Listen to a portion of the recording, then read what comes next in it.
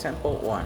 I'd like to tell you about the time I went backpacking around Spain. I can't quite believe it, but it was over a decade ago now. Two friends and I got very good value rail passes and traveled around Spain for 3 months. It was an unforgettable experience. We started off in Madrid because that's where we landed. We did some sightseeing. We especially loved the parks. We ate and drank a lot. Um, our favorite thing was, of course, the delicious ham. We liked the nightlife in Mary too, not least eating out. It was a real experience. The locals don't go out to dinner until really late, often as late as 11 p.m. I suppose because it's so hot. So if you turn up at a restaurant at what would be a normal time where we come from, the place is either closed or completely empty. We then journey on to Santiago de Compostela in the northwest, which was fabulous. And my friend is really into art, so we had to visit the Guggenheim Museum in Bilbao in the north. The weather was dreadful while we were there, so we didn't get the best impression. But even so, we enjoyed. More people should visit that part of Spain. Then we move on to Barcelona, Madrid's rival city. We fell in love with it. It's so different to Madrid, more bohemian in feel and more multicultural.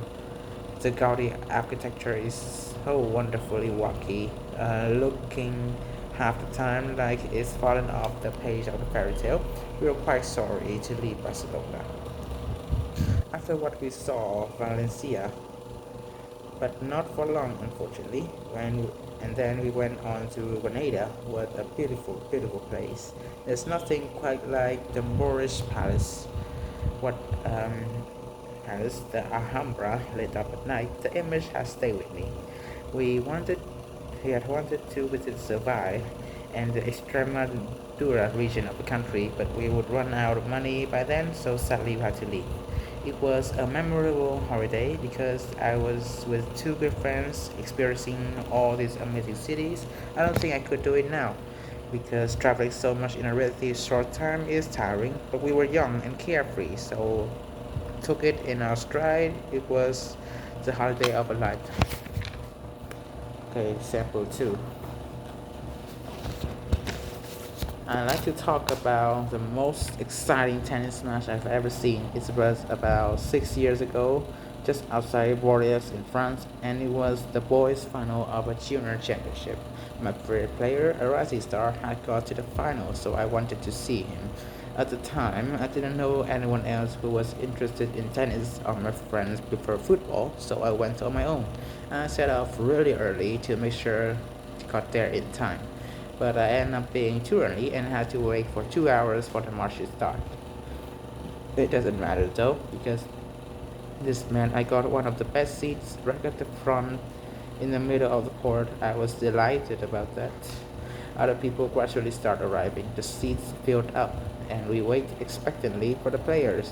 When the match started, it soon became clear that I was practically the only one supporting Jean Martin. Most people were there to support the other guy who had won previous 2 years and was favorite to win this year, too. Every time Paul Fernandez won a point, the whole crowd erupted into applause, but I sat silently, getting more and more anxious. Martin lost the first set, but there was a dramatic turnaround.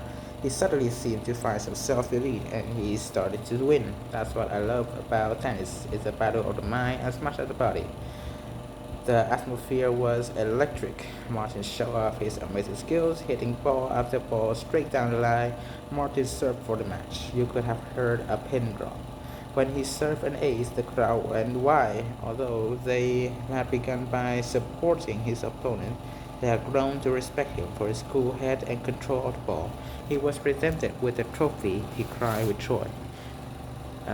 Do you play tennis yourself? Yes, I'm a keen tennis player. I joined a club about 2 years ago and play all the time. Alright, the festival one. I love Guy Fawkes Night. It's a British celebration held in the 5th of November every year. The origin of it are really fascinating. A story of intrigue and deception. In 1605, Guy Fawkes plants some gunpowder under the House of Parliament. He wanted to blow up the government and the king, but he was caught. He was tortured and executed for treason. People lit bonfire to celebrate the fact that King James had survived, and the government made a national day of Thanksgiving. People still like bonfires to this day, and for this reason, the festival is sometimes called a bonfire night. A cloth guy is put on top of the bonfire and burned. People also set up fireworks in their back gardens or they attend public firework displays. I love this festival for many reasons. Firstly, it brings some color and excitement to an otherwise very dark time of the year. Then, I love the story behind it. It's so much more fascinating than the stories behind other festivals. Last but not least, I love the fact that it's a major celebration that is particular to the British. I don't think the British are too good at national celebrations, probably a result of our Puritan past. But the 5th of November is a value exception. It almost amused me that while the French celebrate Bastille Day, the anniversary of when revolutionaries stormed the Bastille prison, representing royal authority, we celebrate Guy Fawkes Night, the anniversary of when a plan to kill the king failed and the status quo was upheld. It says quite a lot about the difference between our countries. Another question. Yes, I do. There is a rhyme for help you to remember. Remember, remember, the 5th of November, gunpowder treason plot. I see no reason why gunpowder treason should ever be forgot.